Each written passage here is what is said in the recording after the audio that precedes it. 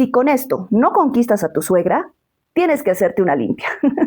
Hoy te enseño a hacer estos pancitos con queso súper fáciles y deliciosos que te van a encantar. ¡Comenzamos! Arrancamos colocando en un recipiente 250 gramos de harina. Agregamos 20 gramos de azúcar, 5 gramos de sal y un huevo a temperatura ambiente. Agregamos la manteca y la mantequilla o margarina previamente derretidas. Incorporamos la levadura activada y mezclamos todo. Vamos integrando todos los ingredientes para pasarlos al mesón, donde amasaremos muy bien por lo menos 10 a 15 minutos. Transcurrido ese tiempo, colocaremos la masa en un recipiente grande, la cubriremos con un secador y la dejaremos en un lugar caliente o mejor si es bajo el sol durante 1 hora y media. Una vez que haya doblado su tamaño, desgasificamos la masa y formamos bolitas de 50 gramos. Las aplastaremos suavemente y las colocaremos en una placa previamente engrasada y enharinada. Cubrimos con un secador y dejamos reposar por 1 hora. Mira cómo quedaron. Están listos para ingresar al horno. Los pintaremos con huevo batido y agregaremos nuestro queso rallado. Se irán al horno precalentado a una temperatura de 180 grados por 45 minutos. Y listo, ya tenemos nuestros deliciosos pancitos que estoy segura que te van a encantar porque quedaron perfectos. Estoy muy feliz de volver después de mucho tiempo